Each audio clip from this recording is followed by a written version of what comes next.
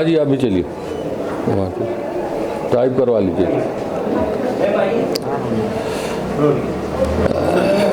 सभी को नमस्कार। यह केंद्रीय संस्कृत विश्वविद्यालय भोपाल परिसर का सौभाग्य है कि आज यहाँ पर हम लोग 2 संगोष्ठियाँ आयोजित कर रहे हैं। एक राष्ट्रीय संगोष्ठी है जिसमें हम भारतीय और पाश्चात्य काव्य शास्त्र और नाट्य शास्त्र का परिशीलन करेंगे। इस संगोष्ठी का मुख्य उद्देश्य ये है कि जो भारतीय ज्ञान परंपरा है उसका वैश्विक स्तर पर कैसा और कितना प्रचार प्रसार हुआ है। जो पाश्चात्य देश के आचार्य रहे हैं, जो लेखक हैं, समीक्षक हैं, वो हमारी भारतीय परंपराओं से कितने प्रभावित हुए हैं, वो इसमें समीक्षा इसमें की जाएगी।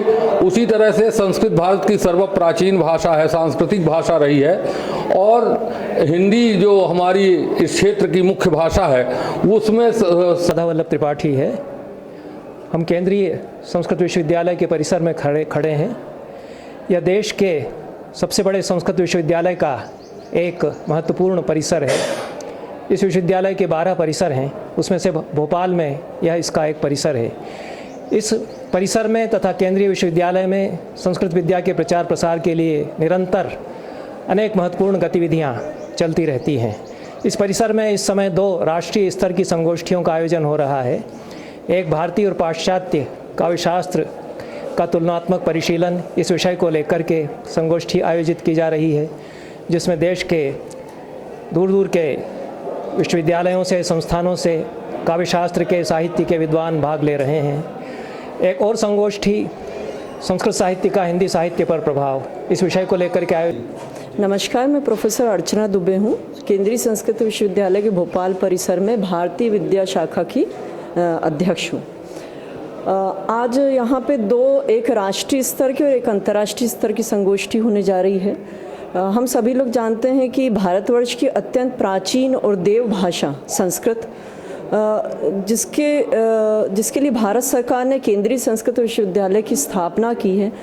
यहाँ दूसरे विषय भी हैं, जैसे हिंदी है, अंग्रेज़ी है और अन्य विषय भी संस्कृत के संरक्षण में फल फूल रहे हैं। और आज हमारी इस अंतर्राष्ट्रीय संगोष्ठी में देश विदेश से बड़े बड़े विद्वान जुड़ रहे हैं, जो कि संस्कृत की क्या देन रही है हिंदी भाषा को, क्योंकि हिंदी भाषा का जन्म ही संस्कृत भाषा से हुआ है। चाहे विषय वस्तु हो, चाहे पात्र योजना हो अथवा भाषा हो, पूरी तरह से संस्कृत से प्रभावित है। धन्यवाद।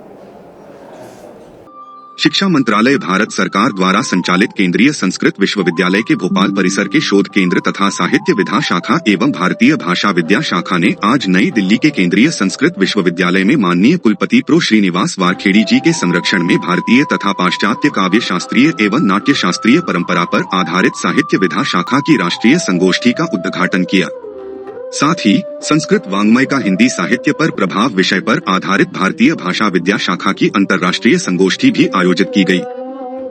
इस 3 दिवसीय उद्घाटन सत्र में मुख्य अतिथि के रूप में राष्ट्रीय संस्कृत संस्थान नई दिल्ली के पूर्व कुलपति प्रोफेसर राधावल्लभ त्रिपाठी एवं विशिष्ट अतिथि के रूप में बस्ती उत्तर प्रदेश के वरिष्ठ साहित्यकार प्रो अष्टभुजा शुक्ल उपस्थित रहे। उद्घाटन सत्र की अध्यक्षता केंद्रीय संस्कृत विश्वविद्यालय भोपाल परिसर के निदेशक प्रोफेसर रमाकांत पांडेय जी ने की।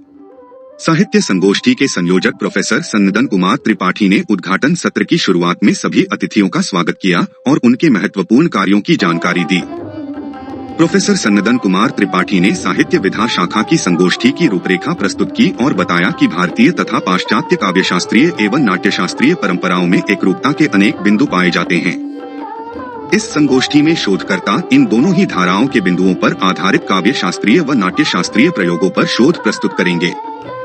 केंद्रीय संस्कृत विश्वविद्यालय भोपाल परिसर के निदेशक प्रोफेसर रमाकांत पांडेय ने उद्घाटन सत्र की अध्यक्षता करते हुए कहा कि इन संगोष्ठियों का विषय अत्यंत ही व्यापक है, जिन्हें इतने कम समय में समेटना असंभव है, परंतु उद्देश्य है कि कुछ ज्वलंत विचार उत्पन्न होंगे जो आगे शोध का पथ प्रशस्त करेंगे। उन्होंने कहा कि संस्कृत को भी क्षेत्रीय बोलियों ने आगे बढ़ाया है और भाषाओं का आदान प्रदान सभ्यता को विकसित करता है। मुख्य अतिथि प्रोफेसर राधावल्लभ त्रिपाठी जी ने भारतीय एवं पाश्चात्य काव्यशास्त्रीय संबंधों पर चर्चा करते हुए भरत मुनि के द्वारा प्रतिपादित अनुकृति व्यापार से अरस्तु के अनुकृति सिद्धांत की तुलना प्रस्तुत की। उन्होंने बताया कि अरस्तु के कैथारसिस की तुलना में भरत मुनि का रस सिद्धांत अधिक सकारात्मक सोच रखता है। विशिष्ट अतिथि प्रोफेसर अष्टभुजा शुक्ल ने संवाद स्वरूप में बात करते हुए कहा कि संस्कृत वाङ्मय में जीवन के सारे क्षेत्र समाहित हैं और संस्कृत अनुवाद के अलावा इसके अन्य प्रभाव भी हिंदी में देखने को मिलते हैं। संस्कृत तथा हिंदी में बादरायन संबंध बनता है। तो कृपया सब्सक्राइब बटन पर क्लिक करें और हमारे चैनल को सब्सक्राइब करें। अपने विचार और सुझाव से हमें कमेंट्स में जरूर बताएं। हमारे चैनल को लाइक करें और अपने दोस्तों के साथ इसे शेयर भी करें। आपका समर्थन हमारे लिए महत्वपूर्ण है। हम और अच्छी और रोचक वीडियो लाने का प्रयास करेंगे।